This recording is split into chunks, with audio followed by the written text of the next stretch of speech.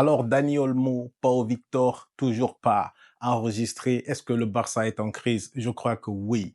Des problèmes financiers, des solutions bancales. Il n'arrive pas à joindre les deux bouts. Ça devient compliqué et c'est in extremis. J'ai attendu d'avoir les informations nécessaires avant de faire cette vidéo.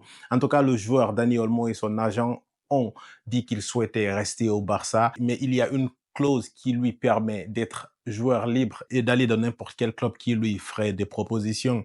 Donc, ce qui veut dire qu'à partir de ce moment-là, on n'est pas sûr que Dani Olmo fera partie de l'équipe du FC Barcelone pour la suite de l'histoire. Donc, Hansi Flick s'est prononcé lui aussi. Il a dit qu'il n'est vraiment pas content de la situation, mais qu'il est coach. Il laisse les dirigeants régler cette affaire, mais qu'il a confiance en eux. Ce qui nous envoie dans une impasse parce que le Barça, malgré le début de saison incroyable dont ils ont fait preuve, ils ont terminé la moitié de saison de manière un peu douteuse.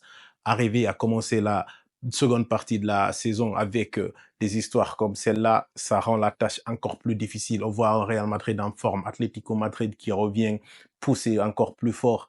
Ça deviendra compliqué en Champions League. On sait que ça ne sera pas facile parce que la deuxième partie de la Champions League, c'est là où les dés sont joués. Selon moi, le Barça est réellement en crise. Dites-moi ce que vous en pensez dans les commentaires.